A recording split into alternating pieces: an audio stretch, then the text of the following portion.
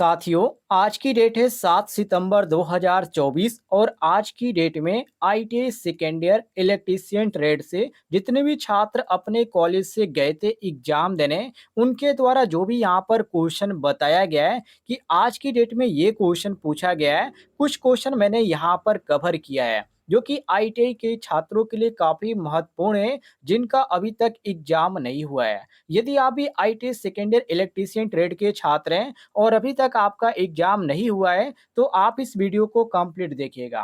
तो चलिए question start करते हैं। वीडियो को आप बिल्कुल कंप्लीट देखिएगा और साथियों ये सीबीटी एग्जाम का क्वेश्चन है, ध्यान से देखिएगा। पहला क्वेश्चन पूछा गया था कि लाइन इंसुलेटर की सामग्री क्या है। ऑप्शन भी आप देख लीजिए, जैसे कि कॉपर दिया गया है, एल्युमिनियम दिया गया है और यहाँ पर पोर्सिलिन दिया गया है और यहाँ पर ए4 में दिया गया है रबड़। तो इसमें आपको कौन-सा ऑप्शन सही लग रहा था? यदि आप एग्ज़ाम देने गए थे, तो आपका कौन-सा ऑप्शन सही था? कमेंट बॉक्स में ज़रूर बताइएगा। तो साथियों, यहाँ पर आपका जो सही हो जाएगा पोर्सिलेन, जो कि यहाँ पर आपको ए3 ऑप्शन देखने को मिलता है। यदि आपने ए3 ऑप्शन मारा होगा, तो बिल्कुल आपका सही हो जाता है। अगले सवाल को देखिए। अगले सवाल में पूछा गया था कि एसी वोल्टेज को बढ़ाने या घटाने वाली स्टैटिक मशीन कौन सी है। ये भी क्वेश्चन काफी इंपॉर्टेंट था, जिसमें ए ऑप्शन है ट्रांसफार्मर, बी ऑप्शन है जनरेटर, सी ऑप्शन है यहाँ पर अल्टरनेटर और यहाँ पर ए4 ऑप्शन आपको देखने को मिलता है इंडक्शन मोटर।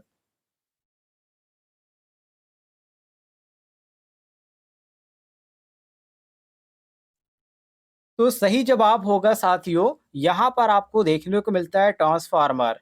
ए1 ऑप्शन आपका करेक्ट आंसर हो जाएगा। आगे देखते हैं अगले सवाल को। अगले सवाल में पूछा जा रहा है कि ए की घाते एम गुणे ए की घाते एन के लिए फार्मूला क्या है।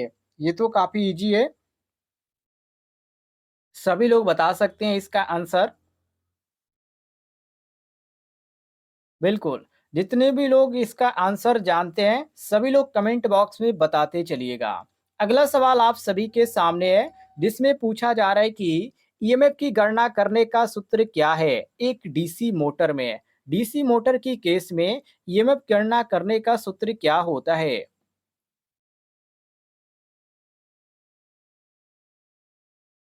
साथियों, इसका जो सही सूत्र होता है वो होता है ईबी बराबर होता है भी minus I a into R a. ये आपका सूत्र होता है। ईबी बराबर भी minus I a into R a, जो कि वोल्ट में होता है, ये भी ध्यान रखिएगा। और ऑप्शन में जो आपको सही देखने को मिल रहा है, वो यहाँ पर ए3 ऑप्शन आपको सही देखने को मिल रहा है। तो ए3 ऑप्शन आपका सही हो जाएगा साथियों, मिला लीजिएगा। आगे देखते हैं अगले सवाल को। अगले सवाल में यहाँ पर पूछा जा रहा है कि डीसी, यहाँ पर क्वेश्चन में डीसी जनरेटर में कम्यूटेटर संयोजन में प्रयुक्त प्रतिरोध तार का उद्देश्य क्या है। यहाँ पर आपको एक सामग्री देखने को मिल जाती है, जो कि यहाँ पर एक फिगर के तौर पे यहाँ पर दिखाया जा रहा है। इसको देखकर आपको बताना है कि इसमें जो प्रतिरोध है वो इसका उद्देश्य क्या है।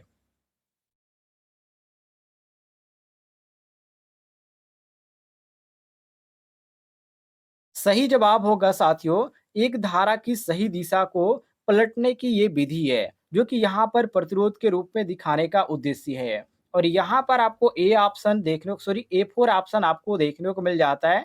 बिल्कुल करेक्ट आंसर, ए4 ऑप्शन आपका सही हो जाएगा। अगले सवाल को देखिए साथियों। अगले सवाल में पूछा जा रहा है कि बड़े डीसी जनरेटर में घुमावदार क्षतिपूर्ति क्यों प्रदान की जाती है। ये भी क्वेश्चन आपका काफी इंपॉर्टेंट है। बड़े डीसी जनरेटर में घुमावदार क्षतिपूर्ति क्यों प्रदान की जाती है।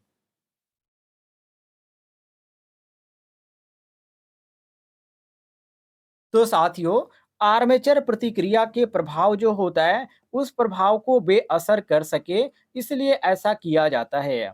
और यहाँ पर जो आपको सही ऑप्शन देखने को मिल रहा है, वो ए3 ऑप्शन आपको देखने को मिल रहा है। तो साथियों, यहाँ पर आपका ए3 ऑप्शन आपका करेक्ट आंसर हो जाएगा, मिला लीजिएगा। आगे देखते हैं अगले सवाल को। अगले सवाल में पूछा जा रहा है कि डीसी जनरेटर का नाम क्या है। यहाँ पर आप देख सकते हैं क्वेश्चन में कहा जा रहा है डीसी जनरेटर का नाम क्या है। यदि फिगर आपके सामने कुछ इस तरह से दिखाया जाता है तो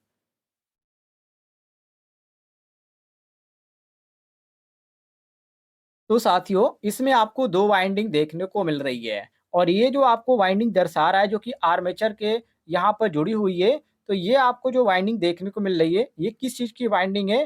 तो डिफरेंशियल लॉन्ग शंट कंपाउंड की है।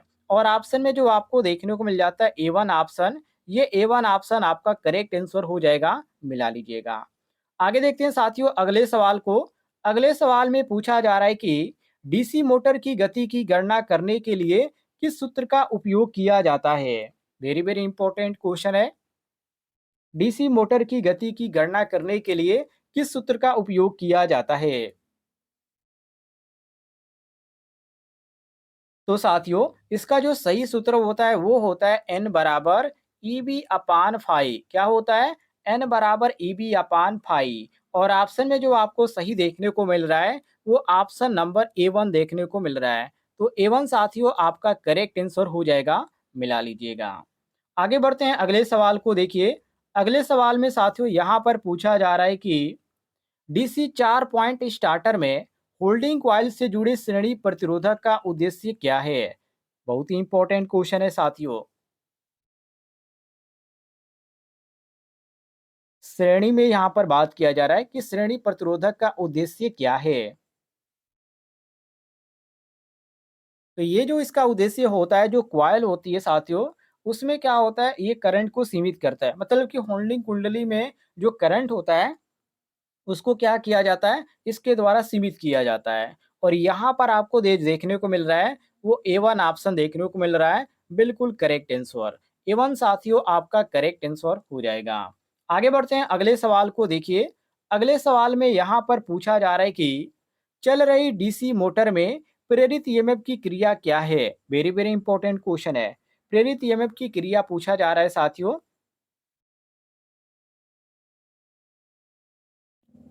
तो इसमें होता है वोल्टेज, जो कि जो लागू वोल्टेज होता है उसका ये विरोध करता है, ये जो प्रेरित ईएमएफ होती है। और यहाँ पर डीसी मोटर की केस में पूछा रहा है, तो ये जो मोटर लागू होता है उसके जो वोल्टेज होता है उसका विरोध करता है।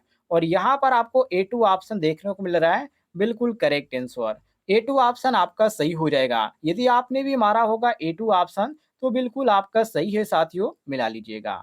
आगे देखिए अगले सवाल को। अगले सवाल में पूछा जा रहा है कि कौन सी डीसी मोटर पूर्ण भार सीमा के भीतर कार्य करने के लिए डिजाइन की गई है? वेरी वेरी इंपॉर्टेंट क्वेश्चन है।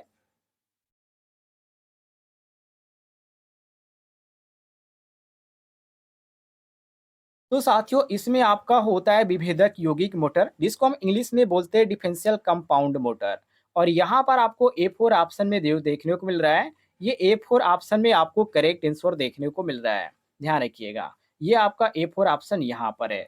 A4 ऑप्शन करेक्ट आंसर हो जाएगा, डिफरेंशियल कंपाउंड मोटर।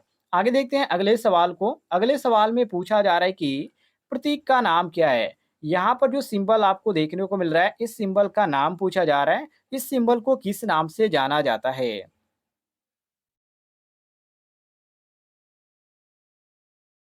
तो साथियों इसको बोला जाता है कंडेंसर माइक्रोफोन। क्या बोला जाता है? Condenser microphone. जो कि यहाँ पर आपको A3 ऑप्शन में देखने को मिल रहा है। A3 ऑप्शन आपका सही हो जाएगा। आगे देखते हैं अगले सवाल को। अगले सवाल में पूछा जा रहा है कि फोटोवोल्टेइक यहाँ पर कौन सा है? मतलब कि फोटोवोल्टेइक का जो यहाँ पर सिंबल है वो कौन सा सिंबल है? ये काफी इजी क्वेश्चन है। यहाँ पर आप सिंबल में देखिए, यहाँ पर जो इसका एरो होता है वो नीचे से होता है। क्या होता है साथियों, ये ध्यान रखिएगा।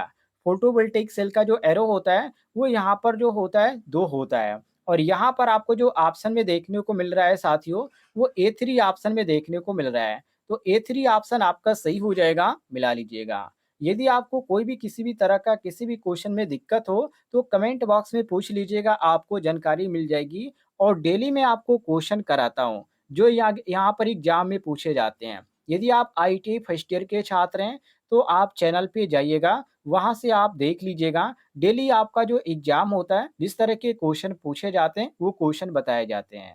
या आप आईटी सेकेंड ईयर के छात्र हैं और आपको समझ में नहीं आ रहा है कौन से क्वेश्चन पूछे जा रहे हैं, तो इसी तरह का मैं डेली वीडियो आपको सुबह में मॉर्निंग के समय यहाँ पर प्रोवाइड करता हूँ, जो कि इस समय जो वीडियो अपलोड हो रही है, जो आप देख रहे हैं इसी समय है। तो यहाँ पर जितने भी छात्र जाते हैं अपने कॉलेज से एग्ज़ाम देने, उनके द्वारा ये क्वेश्चन पूछे जाते हैं और ये क्वेश्चन आप सभी को बताए जाते हैं, ताकि आपकी अच्छी तैयारी हो पाए।